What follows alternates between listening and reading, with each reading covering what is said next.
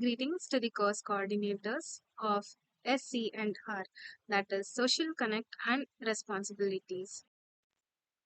We thank VTU for introducing this course in our subject, in our syllabus. This is helping us a lot in knowing our society and our responsibility very well. So, in this course, we have five modules related to plant adoption. That is, we adopt a plant and we grow it in our assistance. And secondly, the heritage walks. And the heritage walks, where we go to some historical places and observe the minute details over there. Moving on to the next module, that is organic farming and waste management. After that, we also have the next module, that is water conservation, which is very important in nowadays. And lastly, the last module is dedicated to the food walks. That is, we go to the streets, food streets, and there we know where what food is made, which is healthy, which is nutritious, and how is the hygiene of the food prepared. So today I'm here to brief the summary about all the five modules and my experience throughout the journey in this SCR report, preparing the report. So, moving on, firstly, I am Vibha from third SEM EC department from Sai Vidya Institute of Technology. So, I'll start off with my first module, that is plant adoption. So I had adopted a hibiscus plant and I adopted it from the nearby nursery. So when I bought it, it was about 2 months old plant. So this plant bared red color hibiscus flowers. So when I planted it in my home in a pot, I planted it. So I used to water it every day, and after watering it also, it didn't show the growth in initial days, but later on it started growing. From this, I observed that whenever a plant has changed to a new soil, it needs a few days to adapt to that soil fertility or the soil, whatever, the the habitat it may be.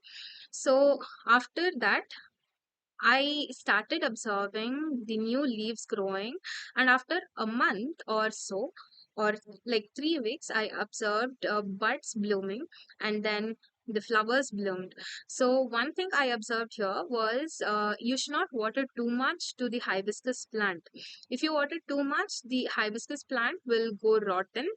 And the other thing I observed is that you need to put manure, or you can say the cow dung cakes, which helps in good good flowers, yielding good flowers. uh, Leaving this, to talk about the hibiscus plant, it grows about, its maximum height is about 6 to 10 feet, and also it is from Malvaceae family, going in biological terms. Also, these plants are found everywhere in India, in tropical region, so that in South India or all over India, mainly these flowers are used in cultural ceremonies, religious ceremonies. These hibiscus plants are known for their large showy flowers. Also, these hibiscus plants can be grown using a single stick. That is, you can do pruning. It is called pruning. You can cut one of the sticks from the plant and place it in the soil, and it grows into a new plant. Finally, after 2 to 3 months of growing this hibiscus plant, I got good yield from it, and that's how my total plant adoption module went throughout the semester. Moving on to the heritage walks. The heritage walks, I was very important, or is very important for a student life, where it is very much needed to know about our ancient culture, our history, and our tradition. In this heritage walk, I visited to uh, Kan- Amarkantak, which is situated in, it's a village situated in Madhya Pradesh. So in Amarkantak, it is a religious place also where we can find a lot of tourist sites like Narmada River, Narmada Ugam Stan, and Dudhara Falls, Kapildara Falls, also Jain Temple, and we also have the Narmada Temple, which is built by Reva Maharaj. Also, there are different temples that we can find, that is Guru Goraknath Temple and also Sri Ram Janki Temple. Also, the famous Annapurna Temple is situated in Amarkantak. Firstly, I visited to Narmada Ugam Temple. The Narmada Ugam Temple is situated in Pushparajgarh Tehsil, that is in Madhya Pradesh only. It is the place where the River is originated, and a temple is built so that we can worship the worship Ma Narmada. As in our culture, we see all the rivers as Mother Maya, because the river is a giver of many things. That is, it is helpful in agriculture, it is helpful in drinking water, and many things like that. So that's the reason we worship all the rivers in our culture in India. Moving on, I visited Jain Temple, which is nearby the Narmada Temple. That is like 1 kilometer or something. So in Jain Temple, it is known for its best architecture. It's very attractive, which is very magnificent. Also, in the center of this temple, we have Mahavira statue, which is the main attraction of this temple. Of course, it's a Jain temple. Mahavira statue is the beautiful statue standing in the center of this temple. Moving on, I visited the Narmada River. Narmada, uh, we know, starts from Madhya Pradesh. It flows through Gujarat, and finally it meets the sea, that is Arabian Sea, through the Gulf of.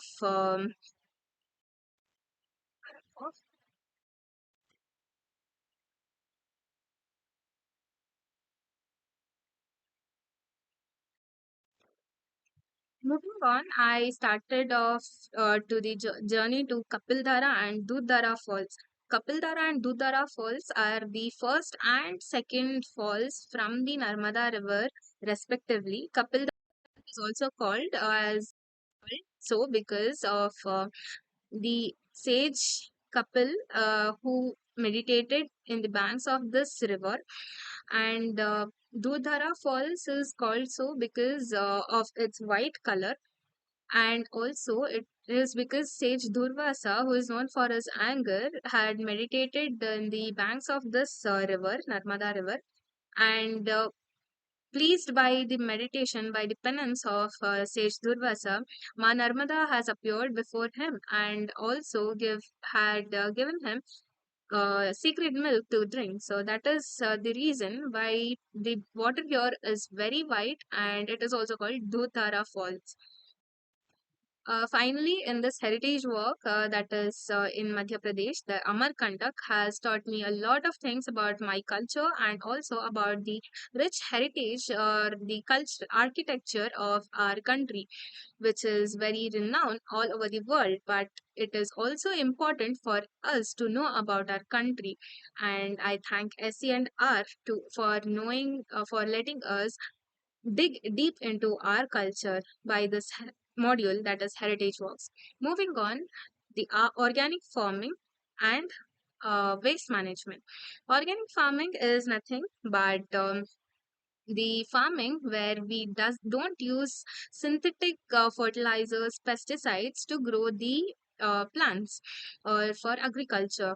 We only use the natural fertilizers, that is the cow dung and also many organically fertilized worms or earthworms, which is helpful in farming. Also, we know that earthworms and farmers are very good friends. That is the reason. And also, this forms organic farming. Nowadays, organic farming has gained significant attention in recent years because It also overviews that the principles and practices have numerous benefits to farmers, to human health, also to the nature. On the topic of waste management, it refers to the collection, transportation, treatment, and disposal of waste materials in a manner that minimizes the impact on the environment. As we know nowadays, our environment is being destroyed day by day, and we need to conserve our environment. We can see waste in the sides of the roads. So, it is very important for young generation like us to know about proper waste management, and it is a very good initiative taken by our university that they have introduced SC&R subject and this module, waste management, to know more, to let us know about how the waste should be managed. And about the waste management, my observation was it was very important for human beings to know about how to manage different types of waste, because all waste cannot be maintained in the same way. There are different types of waste, that is the organic waste, it may be the dry waste, the wet waste, it may be the medical waste, also the hotel waste, it may be any waste. It should be managed in different types. Like in medical waste, it should be disposed in a proper manner so that it doesn't, the chemicals or the bacteria that is in the bandages of an infected person cannot travel much and cannot divide much and cause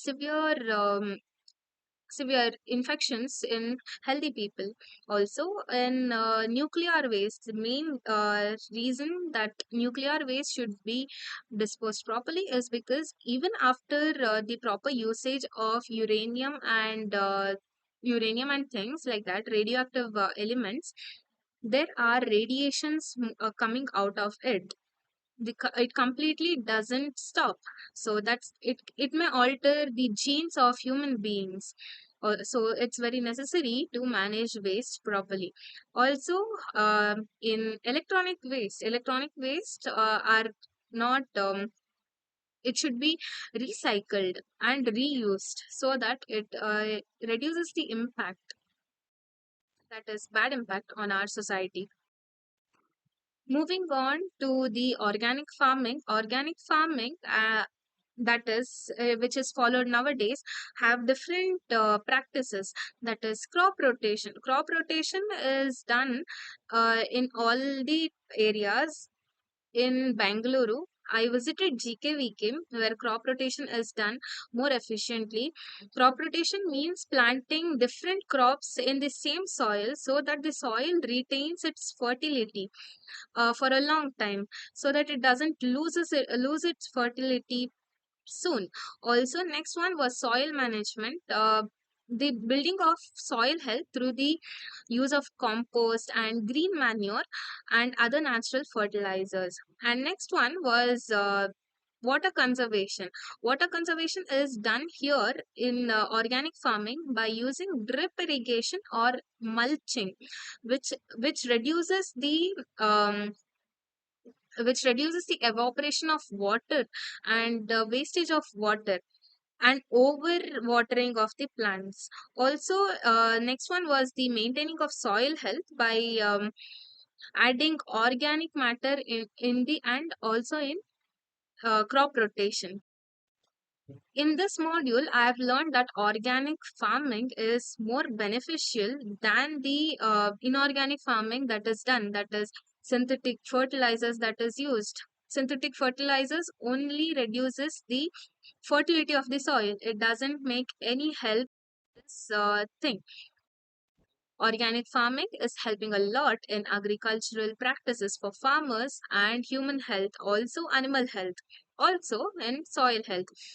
And moreover, in waste management, I've learned that management of different types of waste is very important in terms of um, wet waste and dry waste, medical waste, electronic waste, and nuclear waste, the main types of waste which should be put properly to reduce the health impact, bad health impacts, and environmental impacts. all these should be done in a proper way. That's what I have learned from this module. Moving on to the next module, that is water conservation. Water conservation is very much needed nowadays. As we all know, there is a water scarcity in Bengaluru right now, and it is only because we are not conserving water properly. That is, we are not trying to make sense out of what we are doing. Like, water conservation is nothing but conserving drinking water, using drinking water properly, and using tap water properly, and reducing unnecessary usage or wastage of water. And also, if at all this happens, we have to start planting more trees so that the wastage of water is not much. We know that there's a question arised. What you unnecessary usage of water? Why? How is it unnecessary? Yes, that human body 72 to 78% of water, made up of water. But then it is not necessary that you waste water unnecessarily. Also, there's another question arised. Our planet is covered with water more than land. How is that a wastage? Of course, what it is covered with water, but it is all seawater. There's only 1 to 2% of pure water on our planet, and we have to conserve it for efficient usage and uh, necessary things in our life. We know that water is very much necessary in agriculture, industry, environment, urban planning, everything. But planning needs to be done in usage of all the waters in all the fields. If the planning is done properly, of course, water can be conserved.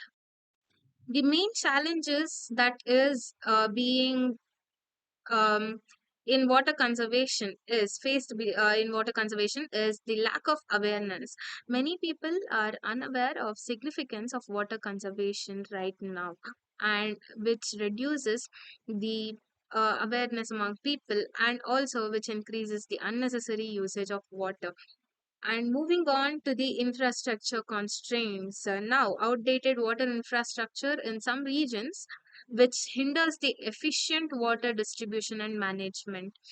Okay, then moving on, the next challenge that is faced is water pollution. Of course, water pollution is very much in our country or all over the world. I would like to give an example. Right now I am in Sai Academy, that is Sports Authority of India, and we know in Bengaluru we call it as drainage, big drainage, right? And that is Doddamori, right? But this was not a drainage earlier. It was one of the river that is flowing through our city, that is Vrishabhavati Nadi. Vrishabhavati river was very clean earlier, but due to the drainage water left into the river from many years, this river has turned into a drainage channel. If at all it was a river now, it was clean. The water conservation, there would not be a single water crisis in our city. So, for water conservation, we need to have proper sewage plants.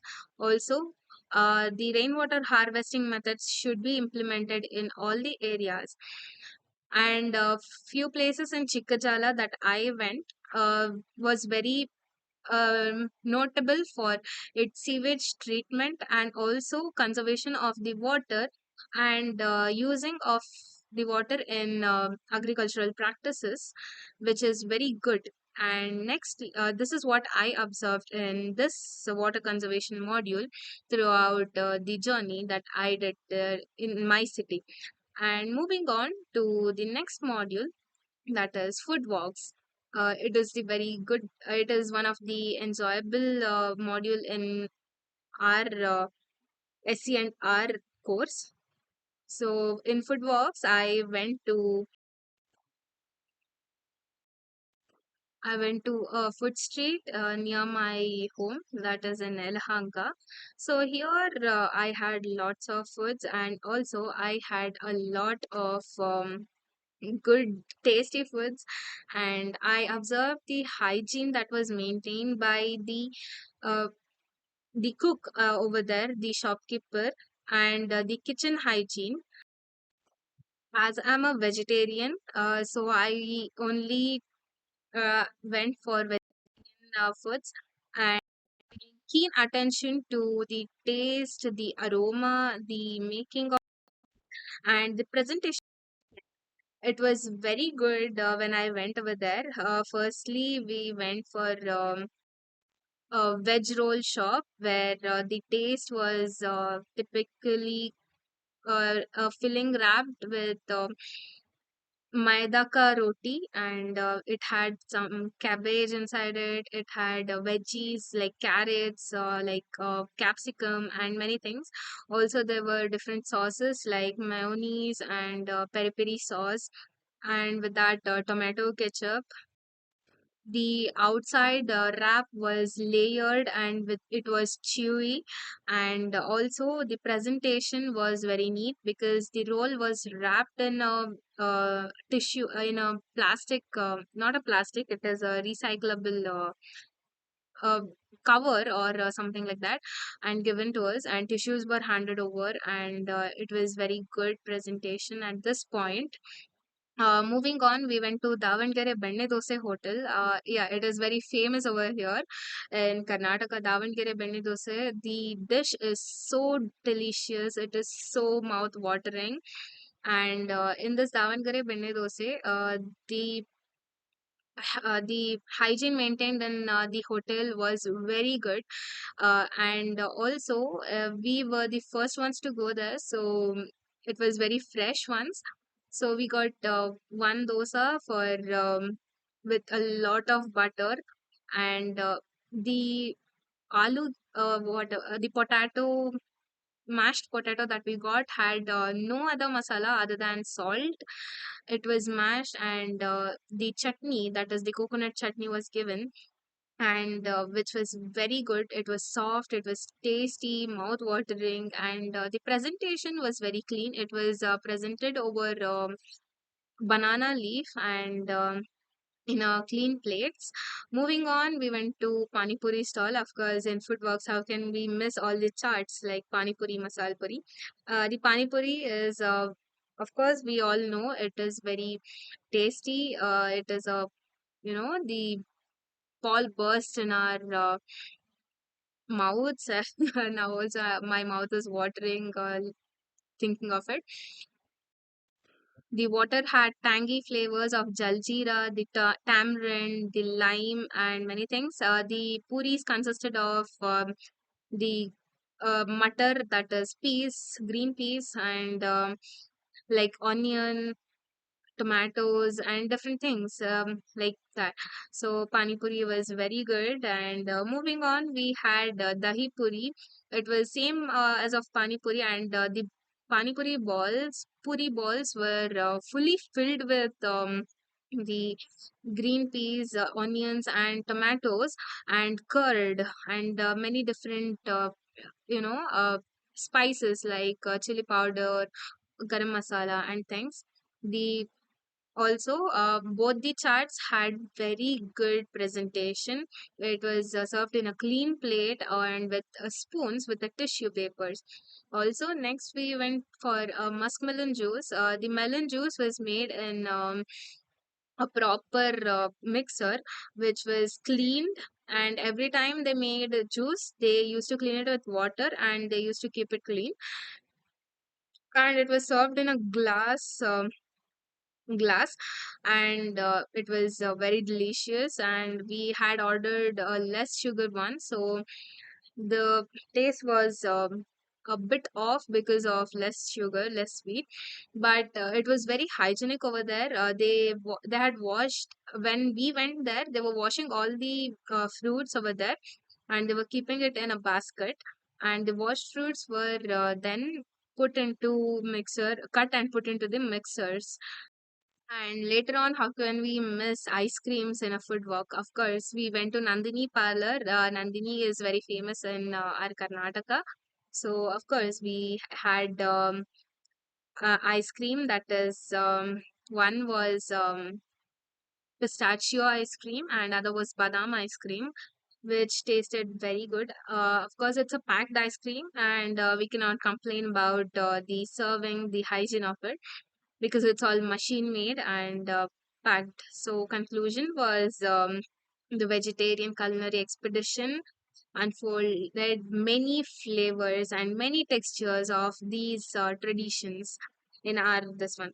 Also, like, we had a lot of fun in this food box with our friends also. And finally, we also enjoy. And finally, to conclude my summary, I would say I enjoyed a lot in this heritage walks and food walks, which we can say, or the SE and R report throughout my semester. We went to different places. We got to know many different things, which increased our awareness as youth and as upcoming actual citizens of our country. We should know many things about our country, and we got to know it. And we now know what are our responsibilities towards our society and what we should be doing to increase the quality of life in our country. And by this, I would like to conclude my summary.